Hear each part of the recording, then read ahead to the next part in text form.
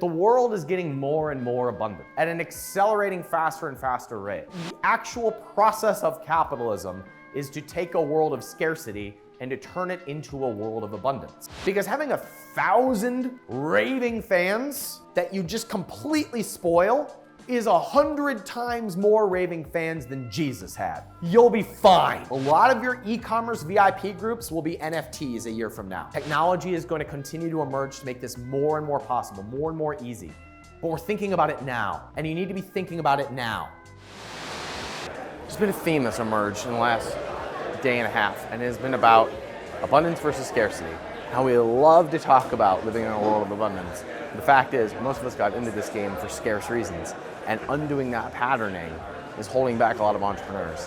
In this talk, my goal is to convince them that there's a world of abundance, and the world of the scarce is an obsolete world. And in order to succeed in an abundant world, you have to be abundant first. That's my goal. Sam kicked things off by talking about starting with an obsession, building off on an obsession. Somebody asked me earlier, do you think passion matters? And I thought, no. Because you never jump out of bed every day feeling passionate, but you might jump up out of bed every day feeling interested, or curious, or obsessed. Miki Agrawal talked about finding your fire, being lit up inside, building from that place. I feel like some of you are still buzzing from her talk, of finding that place inside first, building from there. Even Jenna and Travis talked about how hard life experiences reminded them that there's nothing that is worth trading that good place. There's nothing that is worth doing things that you genuinely hate doing. There's been a consistent theme that is coming up. We've had this theme come up of operating from a scarce place versus an abundant place. Have you noticed that theme coming up? What I hope to convince you of in the time that we have together is that the world is getting more and more abundant at an accelerating faster and faster rate. And if you hold yourself back from that with scarcity thinking, with building your business from a scarce place, those types of businesses will soon be obsolete.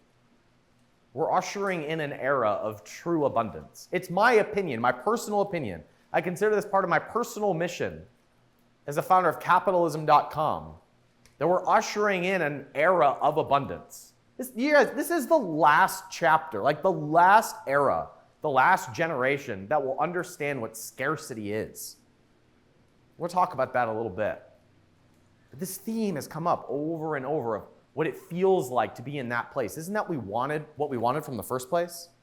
If you think about why you started in the first place, there's two sides of the same coin.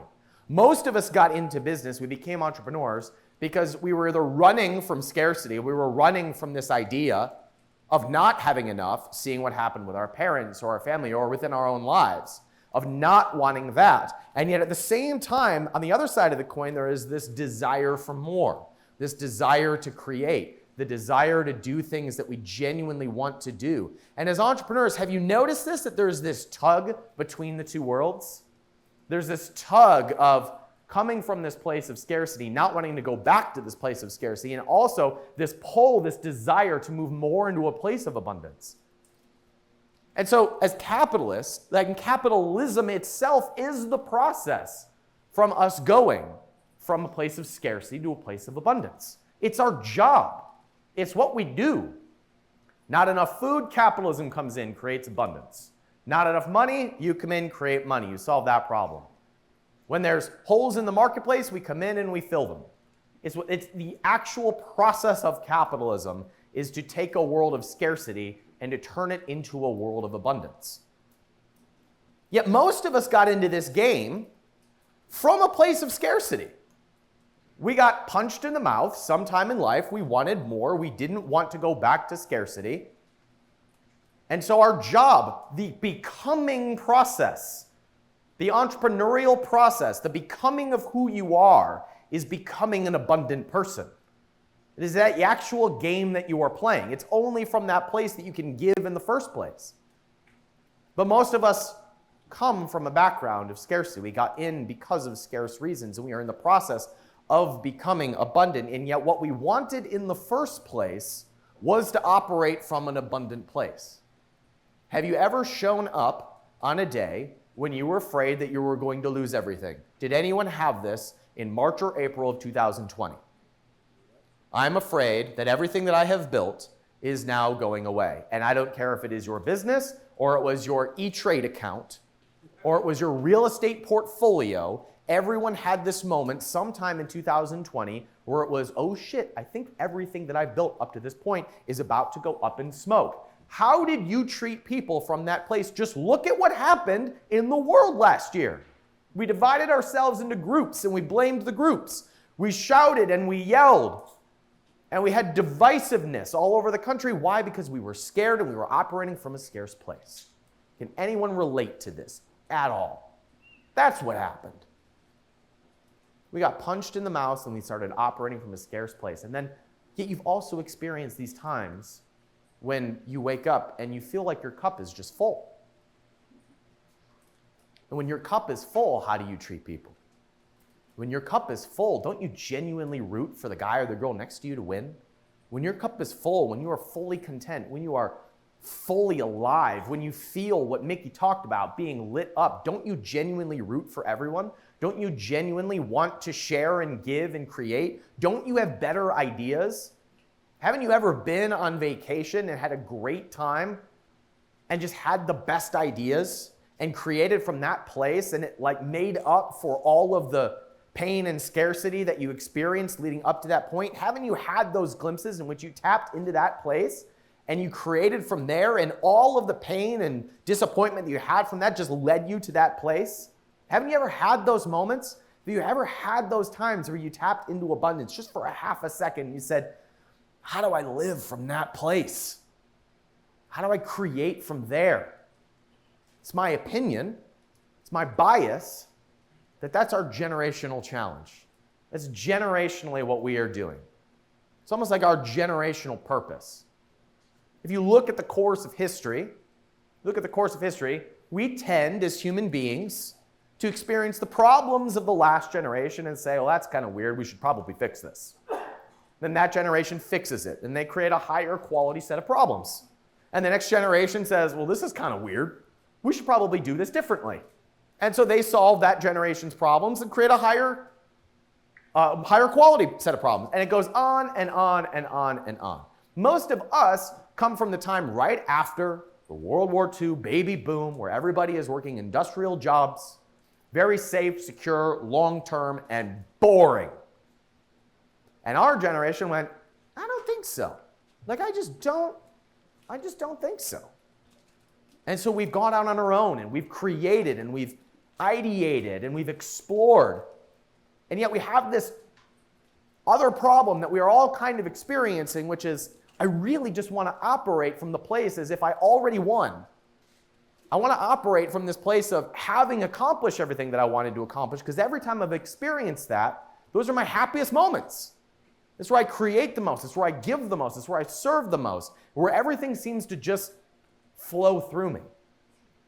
I think we're the generation that is answering that question. And I hope to share with you how to do that and what's coming. Because it's so tempting to come at an event like this and experience like a peak experience and then go back home and say, how do I tap back into that? I think that we can structure our businesses in a way that give us a shot at doing that. And it's also my opinion, that that's going to be necessary in the next generation. That those are the only businesses that will survive.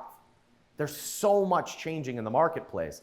And I think we're going to have to start thinking like that if we want to create businesses that matter and that survive throughout the coming age of abundance. If you look at where we are in history, we have this trend of going from scarcity to abundance. I mean, all the way going back to the agricultural revolution, people just hunted and forested. And then we organized, and we said, if we organize, we can have a surplus of food, and we can do this thing called trade. And we can trade with other people. We'll have something to share. That was revolutionary. It's why it's the agricultural revolution. If we look at the industrial age, it was the exact same thing. We organize or create products and services and opportunities and jobs. And then the digital revolution happened. This thing called the internet happened. I think we just glaze over how big of a change each one of these are because we're so focused on now, as we should be. We have this trend of going from scarcity to abundance, and the capitalist is the person who comes in and actually does something about that. And so we have the societal trend of more and more abundance, more and more, creating more and more. We have plenty of evidence from the outside world to see all of this abundance. Plenty of it. Then why do some of us still feel scarce? We have all of this outside evidence of the world getting better and bigger and more and creating more. Why do we sometimes hold ourselves back from that? Why do we still feel scarce? But we created a world that's so abundant right now. I love this tweet from Moise. It's so abundant right now that literally any entrepreneur can theoretically become a billionaire within 5 years. We've seen it happen. More and more abundance has been created in the last 20 years than in all other generations combined. And that's going to continue to accelerate. I believe where we are now is on the cusp of an even greater era of abundance. The events of the last 2 years have created more and more demand for things like a capital revolution. We're changing the way that we transact, what we call money. It's the internet 2.0. That's coming. It's here. Those opportunities are here. We have trust in government and large institutions that's crumbling. And you know what happens when institutions crumble? All of that control, all of those tied up resources are now freed up and go into the hands of individuals. They go into the hands of capitalists. They go into the hands of entrepreneurs. As that continues to shake, we have such distrust in government now. Thank God. We have such distrust in large institutions. That will shake out. And that means that all of those tied up resources will start to flow. They'll start to become democratized and flow into the hands of individuals and entrepreneurs. But even more importantly, entrepreneurs and capitalists are already creating new technologies that are starting to converge. If you look at what is coming, artificial intelligence is decreasing in cost 64% per year. That will affect every single industry.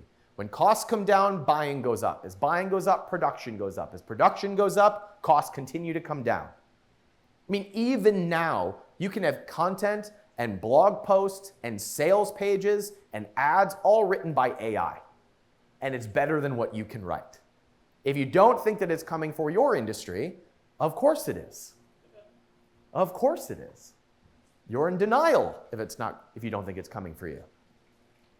Robotics and automation are similarly going to free up, in economics we used to call this, free up labor resources. That means replacing humans. There's an economist named Paul Zane Pilzer who says that the number one economic indicator of growth is unemployment due to technology innovation. We're about to have a lot of that in every single industry.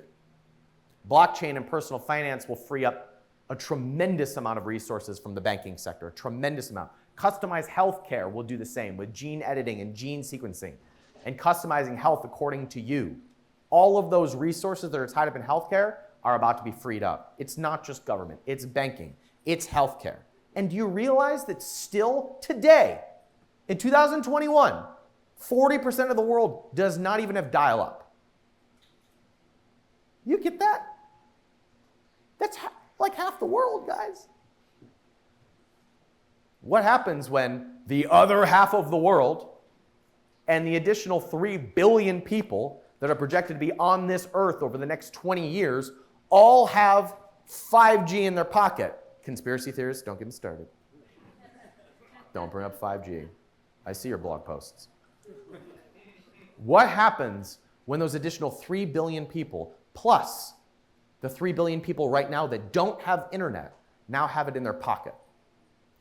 Dramatic reduction in cost, dramatic new resources, dramatic freeing up of capacity that is currently tied up in resources. We're on the cusp of a huge age of abundance.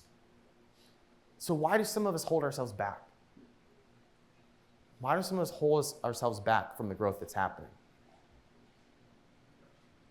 Now, it's not like an an abundance mindset, and an abundant world doesn't have its problems. They're just different.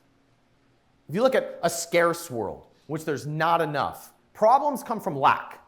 Not enough food, not enough capital, not enough time, not enough labor. It's not enough is what happens in a scarce world. In a scarce world, we seek survival.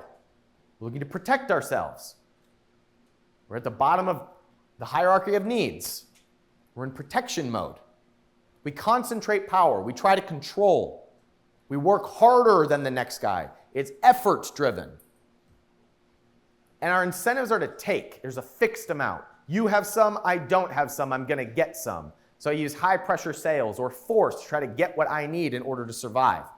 And we pursue availability. There's money over there. There's food over there. We look for what is expedient. We look for what's fast. We look for what's available. That's a scarce world. An abundant world still has problems, but in the abundant world, problems come from excess, too much food. There's too much food. There's too many opportunities. There's too much of things. We have problems of excess. These are higher quality problems, but they're still problems. Instead of seeking survival, we seek belonging. We seek connection. We look to find our place. We're out of survival, and now we're looking for meaning. We're looking to define ourselves. We're looking to see where we belong in the tribe. We democratize power. We share it. It gets distributed. It gets broken down. We reward creativity instead of hard work. We have an incentive to serve each other because we're no longer in survival mode. When you're not in survival mode, you can't take from each other. You can't force one another. So your incentives go to service rather than survival. And instead of pursuing availability, we actually prefer scarcity. We start to look to where there's limits. We start to look to where there are defined rules and defined amounts. A great example of this, the year 2020. We just decided there was an unlimited amount of money to just throw into the system. And a lot of people said, I'm looking for an asset that's fixed. So what boomed? Real estate, crypto, anything that was fixed. We pursued scarcity. We looked for it. We looked for opportunities to create it. Now, that's the scarce world and the abundant world. Moving into this chapter, moving into this era of society, the only thing that will determine which side of this that you are on is how you think. It's your mindset. It's the thing that has come up over and over and over again over the last day and a half. We now have more evidence for an abundant world than ever, and it's only going to accelerate. And the only thing that will hold you back from being a participant in that is your mindset, how you think. The scarce mindset looks like this. We know they say there's problems are coming from lack, so you think like there's never enough, or there's never enough for me. When you're seeking survival, you'll say things like, I've got to figure this out. This is riding on my shoulders. You tend to isolate yourself. You go into protection mode. We concentrate power. It's us versus them. It's me versus them. It's me versus the big guy. We're rewarding hard work, so we're burning the midnight oil. We tend to hustle. We celebrate burnout. We've seen the consequences of this. We've seen what this leads to. Our incentives are to take, and so we're obsessed with tactics. We're obsessed with what's working. We're always looking for something new. Can anyone relate to this? These are our worst days. These are the worst days that we experience as entrepreneurs. Whereas on the abundant side, our abundant perceptions are the opposite. Another opportunity is always coming. And we know that's true because the world is always changing, and it's changing at a faster and faster rate. Our customers are part of a community. We're incentivized to serve them. In an abundant world, everybody wins. You win, I win, the customers win, the investors win, bystanders win, and I hope you win too. I hope everybody wins. As Brooke said, in an abundant world, it's like everybody has a pile of money hanging over their head, and it goes unclaimed if you don't claim it. And you can genuinely root for the other person. So your focus is on others. I don't know about you, but my worst days are when I have woken up thinking about myself. And I'm usually operating from a place of fear and scarcity during those times. How am I going to get X? How am I going to accomplish X? How am I going to look like X? And my happiest moments are almost always focused on other people. There is genuinely no need to get when you are in that place because your cup is full. So I've just been fascinated with this question of how do we stay more on that side of it? And I need you to understand like why we have to nail this. Why do we have to get this? Why do we have to understand this? It's because if we don't, the scarcity approach is going to stop working very soon. There is too much abundance coming. Do you realize that with all of the innovation that is happening, there will be a dramatic reduction of costs and profits? There will be tremendous pressure, downward pressure on costs and profits because there's going to be so much innovation. There'll be so much available. It's like starting a banana farm is probably not the best market for you to get into. Bananas are 39 cents. There's an abundance of bananas. Capitalists solve that problem. And as production costs get more and more efficient, as AI emerges, as more and more innovation happens, we will see a dramatic cost reduction of everything. It'll be amazing for consumers. Just amazing for consumers. You will be able to buy anything you want, go anywhere you want, and everything will cost just about nothing. We kind of are on the cusp of that right now, and it's only going to get more and more abundant. But the result of this is on creators, of capitalists, of entrepreneurs, we're not put into a pinch. How do we keep up in a world? What does entrepreneurship look like in a world where everything is dramatically reduced? What's our role? How do we continue to create in this place when there are costs through the floor?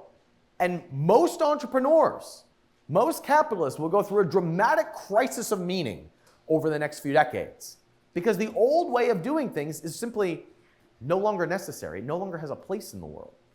We will have to shift over into a new way of thinking. And I've been fascinated with this. What does the role of the entrepreneur look like when there is a world of abundance? Well, I would submit to you that there are three things that if you focus on them now, allow you not only to increase profits now, but also prepare you for this coming age.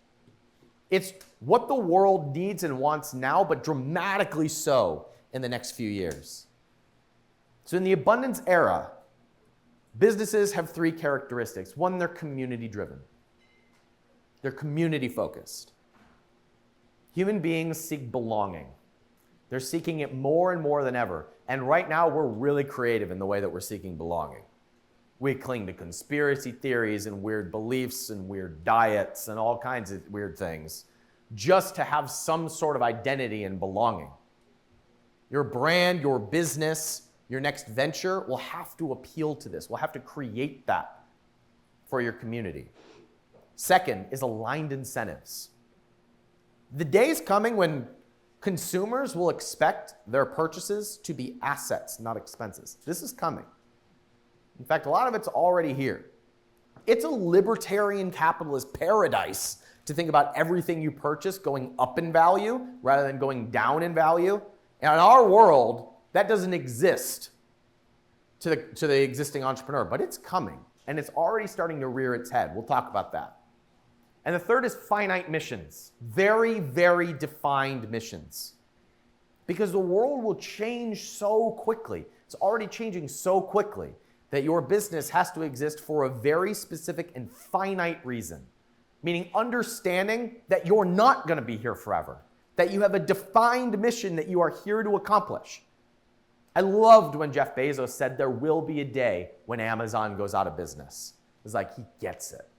There will be a day when Amazon is no longer relevant. There will be a day when your business no longer matters. That's your job. Your job is to have a finite mission. And you will never get to this place if you are operating from a place of survival and scarcity. It's impossible because you'll be in defense mode the entire time. But if you show up with this idea that you're here for a specific reason, a specific mission that's finite, you free up all of your focus to go get it done. And you will create more abundance for yourself and everyone around you in the process. So let's go into this. Community-driven first. In the abundant world, audience building is replaced by community building. Audience is now community. It's a defined, specific group of people. I was really surprised, but pleasantly surprised, that my team and I have some relationship with almost all of you. This is a community. It's community first in every business that survives in the next era. At least starting with community. Instead of audience who's paying attention, that works now, and it worked last year. Moving forward, it will be all community. I mean, real community. We're starved for it as humans. That's what influencer marketing is moving forward. It's real community. It's actually giving a crap about the people who are paying attention to you. Because if you don't do that, if you don't reward them with that, they will go away to a place that gives them belonging instead. Now, if you look at all movements, all big movements ever, they started as communities, small communities. Christianity, 12 dudes, 500 followers, a lot more now.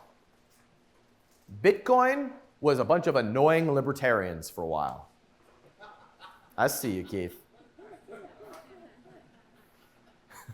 A bunch of annoying libertarians spreading the gospel, and they won. The United States, 100 people in Jamestown, and they had their backs against the wall. They start as communities. All movements start as a small group of raving people. If 12 people can recruit 500 people, that ends up being 1 billion people 2,000 years later, then why are you so worried about locking down the biggest influencer in your space? You need 100 people. You need a community. They're community driven in the world of abundance. This is a great example. There's this community. Is anybody familiar with FWB? Awesome. That's what I was hoping for. FWB, they have a $100 million market cap. They're a community. There's an online community. They have no sales page. They have no sales process. They do no marketing. They have no expenses. They're an online community, $100 million market cap. They're like the new AAA. You're a member of this community and you unlock member benefits. And every single person in the community is there serving and opening up new opportunities for everybody else in the community. Why? Why? How? Because you can't buy it. No, you actually have to buy their native currency to get in. You have to buy a certain amount of native tokens for their community, and that gets you membership access. But the community is so good, nobody wants to sell. Since nobody wants to sell, the price goes up. Since the price goes up, people are incentivized to stay in. And if people are incentivized to stay in, they give to one another. There's no sales page. There's no marketing. There's no expenses. It's just the individuals incentivized to create community. It's completely community driven. There's a team that manages it, and there are participants in there. It's wild. Absolutely wild. This is a glimpse of what will happen. Just a glimpse. Second is that they'll have aligned incentives. In the abundant world, expenses become assets, and they'll go up in value over time. As a business makes money, your participation with the business will actually reward you rather than be an expense. Here's what I mean. You guys know what this is? How many are familiar with Bored Ape Yacht Club? This example, I love this example. This is an NFT.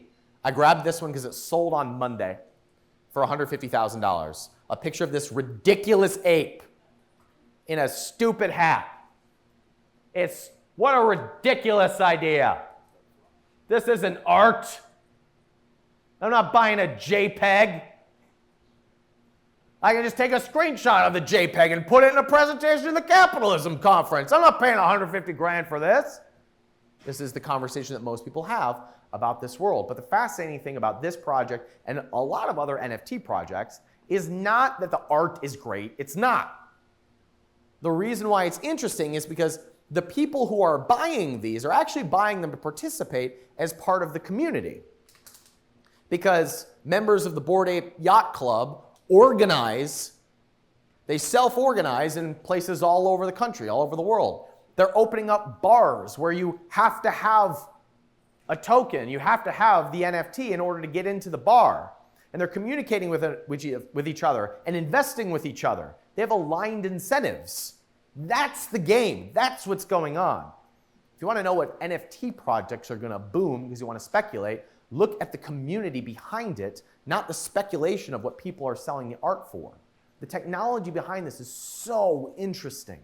It's so interesting. It has nothing to do with art. Nothing at all. It has everything to do with it's creating aligned incentives where the minters of these projects only make money if the value of what you hold goes up.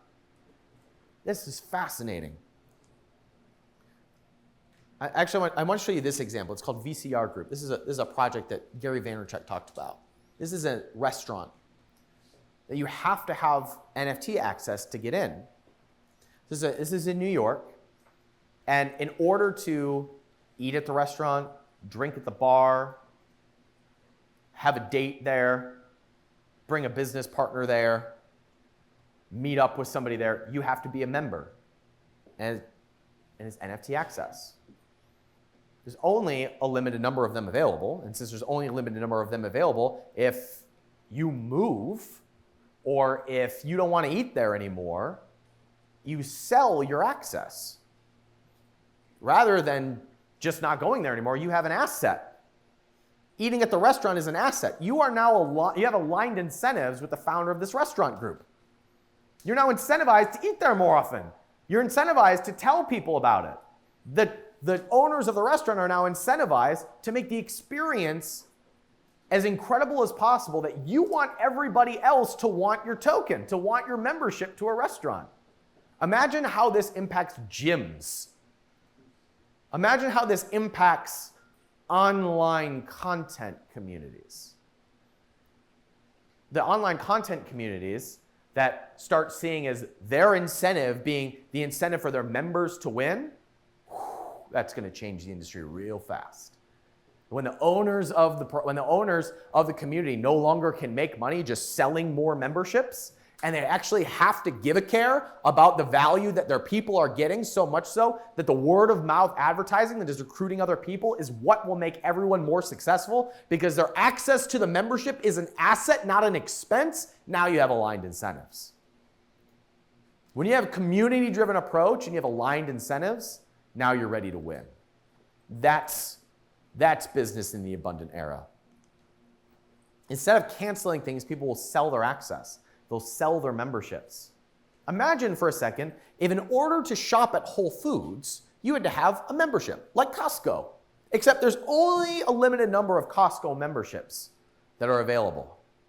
And so if you want to go buy a wholesale, you got to buy it from somebody else. Can you imagine how that changes things?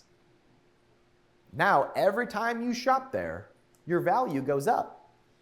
And anytime you move or decide, now that there's a competitor, you want the competitor instead, you sell your access to one and you buy access to another. Changes the whole game. Creates community around every single business. Every single business becomes a community in which you are incentivized to have aligned values, aligned incentives with all the other customers, all of the other owners, and now you're incentivized to do things like serve and be kind to one another and to create together. Isn't that beautiful? It's terrifying to people who are coming into it from a scarce perspective. It's the coolest thing ever if you realize that this will force people to actually collaborate rather than be combative. And if you can think about that, now you win. now and in the future. If you don't think about this now, that scarce voice in your head will become real. Because this is the way the business is going to go.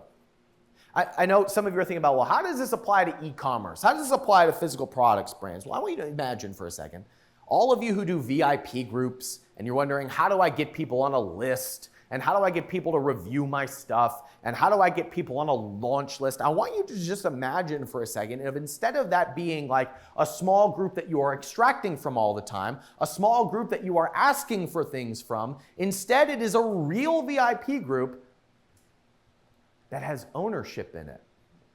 No, not equity. No, not stock options.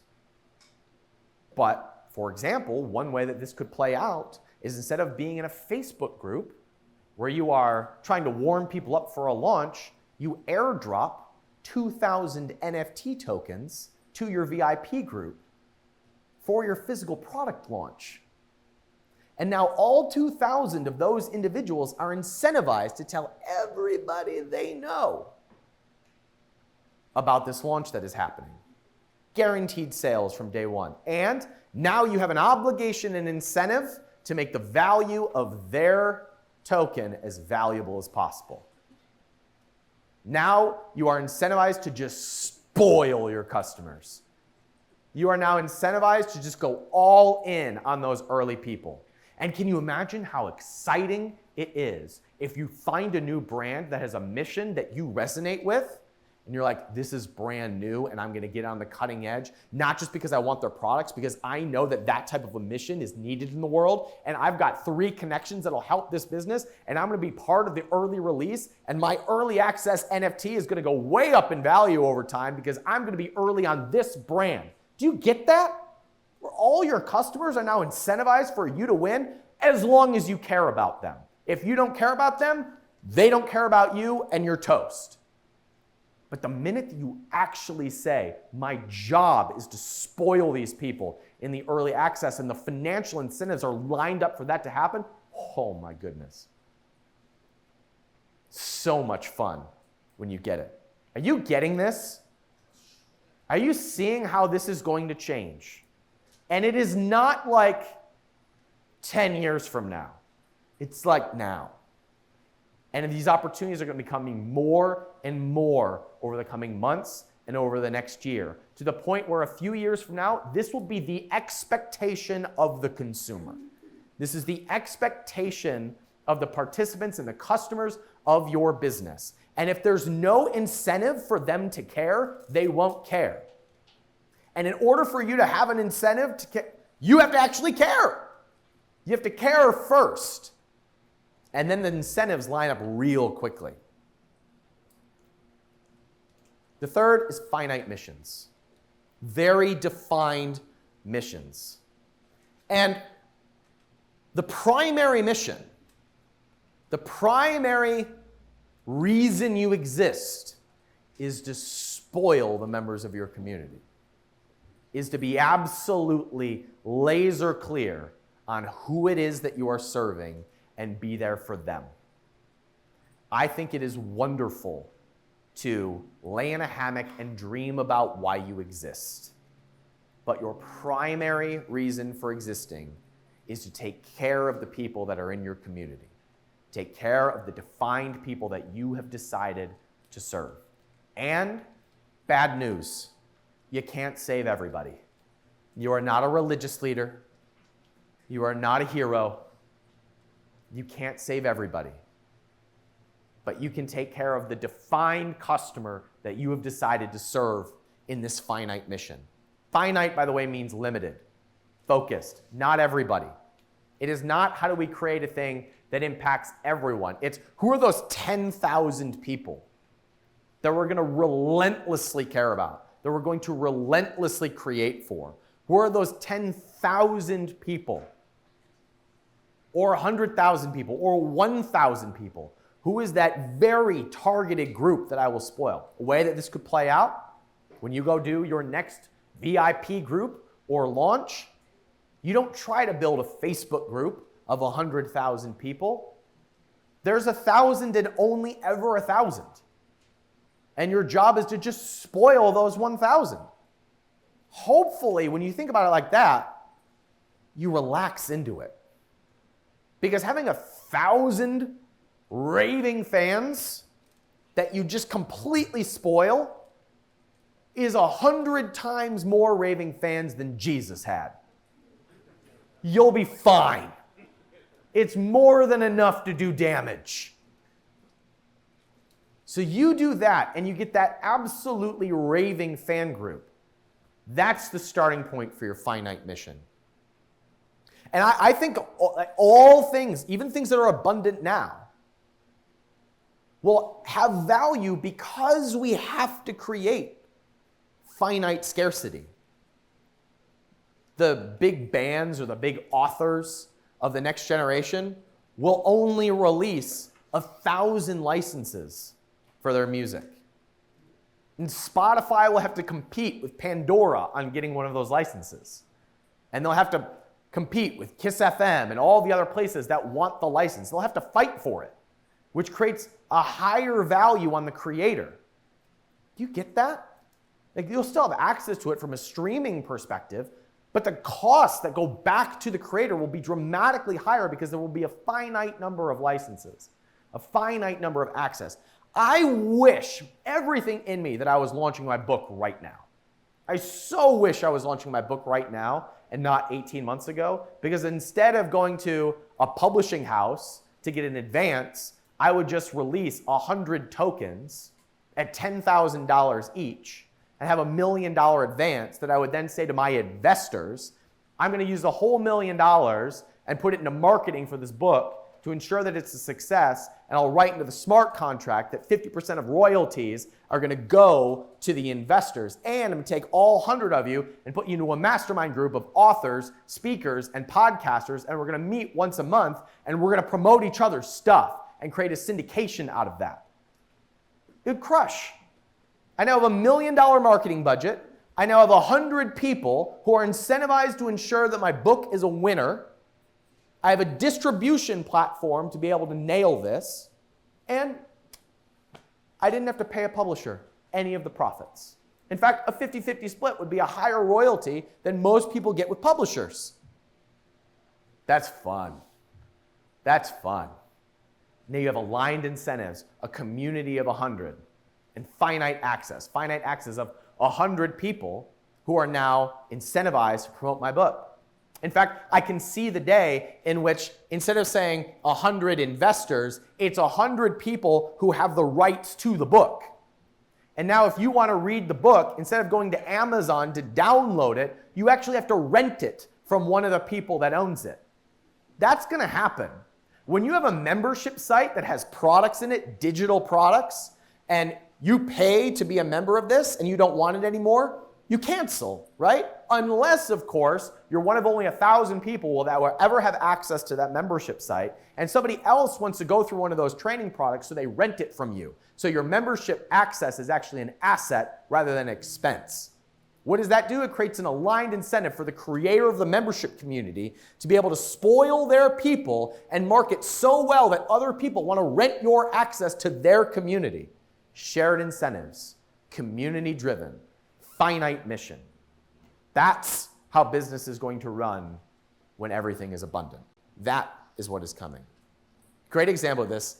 This is the silliest example, but it's relevant to me right now. Catherine Lavery turned me on to decentralized finance. Fascinated by this world. I'm really, really interested in crypto projects right now because they know nothing about business. They're just a bunch of programmers who are like in a cave trying to like keep up with the marketplace. And they have this community that is now financially incentivized to be a part of this thing because they bought their coin. And the developers are like, we got these people who are buying our coin and I'm not getting paid for this, but I own some of this coin. So if we create a great product, other people want to buy it and it will go up in value. It's fascinating to me because I was on the phone with a developer for this project called Dogecoin, which sounds like a scam because it rhymes with Dogecoin, which is a totally stupid idea. And I'm talking to these developers and the developers are just trying to keep up. And he's like, man, if we could just get like 10 people to put in 50 grand into this coin, it would just like, it'd go to the moon. And I was like, yeah, that's called a raise. And he says, And I so wish that we could just get like users that find us and buy it because of the utility. I was like, yeah, it's called marketing. They have no idea how to win in the space because they have no business backgrounds. But what's interesting is like this project, I bought this crypto at 14 cents. In 2 weeks, it went to $1.50. I'm rich. And then it comes down to 50 and then back up to 80. And so it's fascinating to me to watch this community rally around it. And all these people are financially incentivized for this product to win. So I'm talking to the developers, and the developers are actually having a conversation about if they should pay themselves more. And they decide, no, we shouldn't pay ourselves more because we know that there's way more of an incentive if we just roll the money back into the product so that other people want it because we own all of this Dogecoin. Since we own all this Dogecoin, if more people will want it, there'll be a huge financial win for us. So they're actually giving up short-term profits and salaries in order to make the project go up. And I said, that's aligned incentives with a finite mission. Because there's literally only so many people that can buy it, which forces them to think about who they are and why they exist. It literally forces them to think about it. They are not thinking about how do we get this into the hands of 1 billion people. They're thinking about how do we make it irresistible for people to buy this, so much so that a lot of crypto projects, including this one, will say, let's create burn events where the actual access goes down over time. There's fewer of them available rather than more of them available. Fascinating, because then you are absolutely forced to focus on who is already showing up, who is already there. How do you make them raving fans? How do you make them advocates? I'm fascinated by a lot of these crypto projects because they're accidentally doing a lot of these things well. They're community driven. It's a bunch of Telegram groups that are speculating on what the price is going to be and figuring out how they're going to make it go up. They have aligned incentives because they only make money if more people want it. They only make money from this project. They're not selling anything. The only time they ever make money is if more people want to buy it than want to sell it. Fascinating. And because it's limited, it's a finite mission. They have to think about these 50,000 people that hold it. We're only going to focus on them. We're not trying to change the world. We're trying to create utility for these 50,000 people so that they want everybody else to participate. That's how business is going to run. So what do you do with this? How do you pivot? What do you make of this? How do you implement this? 1, community first and then. Gary Vaynerchuk used to say, think of yourself as a media company and. Instead of an accounting firm, you are a media company and then an accounting firm. Now it is community first and then. Who is my community and then? Who am I here to serve and then? That's the answer. It's community first. Second, start thinking about how you can create aligned incentives with your customers, your investors, your influencers, your stakeholders. The technology isn't easy enough for you to be able to automate this. That's coming, and it's coming really fast. So right now, your only job is to start thinking about, what can I do to create some of those incentives? Again, the example, a lot of your e-commerce VIP groups will be NFTs a year from now. And they'll be worthless NFTs. But they'll have aligned incentives with the people who decide to join this. And you won't have to give up equity in order to give them. You're now creating a new asset class that incentivizes your customers to care about what you do. And your mission will matter more than ever at that point because people are voting on mission versus everything else. And it's time to start saying, how do I show up when my intent is simply to spoil the people who are already showing up? How do I treat my customers when my job is to spoil my people? Because I have a finite mission of serving that group of people. Because it will be necessary moving forward. Here's how we're doing it. Once again, community first and then. And the day's coming, like it's a very good chance a year from now, the 1% is a tokenized community. And there's a few thousand people and you can't ever get additional access. And our job as a company, how do we just absolutely spoil our people? You'll have a membership token. It'll get you access to events and online access and access to all of our content. And our job is to say, all right, Business is out of the way. All 3,000 of them are in the hands of customers. How do we make it so that nobody ever wants to cancel? Because the only way we'll ever get paid again, the only way we'll ever turn a profit again, is if there's outside demand for it, driving up the value of our members' tokens so much so that they have to sell it. They can't say no, and then we get a kickback from the smart contract. There's a very good chance that that's the case a year from now. And I think all membership communities will have that eventually. In fact, we think about community first in everything. Like for our fund, inside the Capitalism Fund, we treat it like the only mastermind where everyone's incentivized to have an exit together. Like I'm very proud of what we've done in the fund. But even if we just completely lost it, like if we did everything wrong, my intent is for every single person who is an investor in the fund to make so many relationships and have such a great time and so many connections that it was worth it just for that. It just so happens that it's the mastermind that creates a return on your investment, and everybody's incentivized for every other project to have an exit together. That's fun. Do you have any idea how much that motivates me? It's a completely different energy. Completely different energy. Because we all have aligned incentives. Your business will have to have that moving forward. It will have to, because the consumer will demand it, because they're getting too much ROI from everything else that they're invested in. If you don't have aligned incentives, it'll be a question of, why should I even care about you? What are you even doing for me? That will be the question a few years from now. We're building a marketplace where an entrepreneur can upload their pitch deck, upload their resume, the problem they want to solve, and advisors, investors will apply to work with them.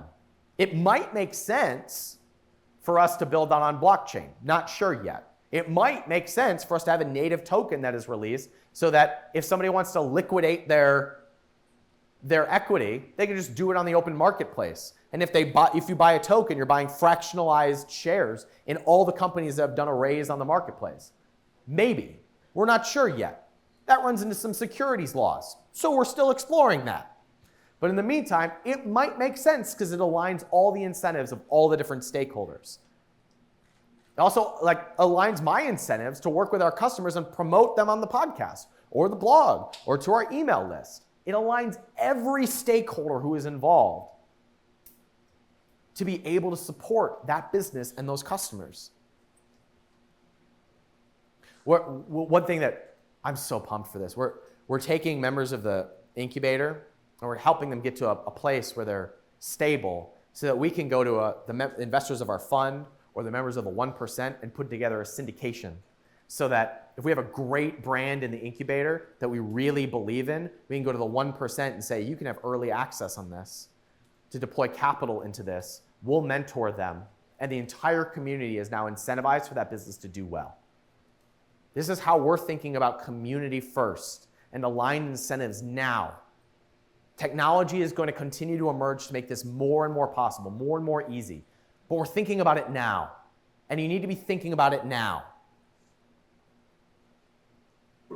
And by the way, we're looking for partnerships on that. I wish I had an upsell for you guys right now. I so wish I did. The only upsell I have for you is we're looking for more partnerships and ways that we can create incentives for our community. So this is a link where you can fill out a form for us to plug you into the different places that we have so that we can create more intentional connections and incentives together to introduce you to our people, to create opportunities for our members, to create introductions to our investors, because the time is coming where this is going to be necessary for all businesses to survive, including ours.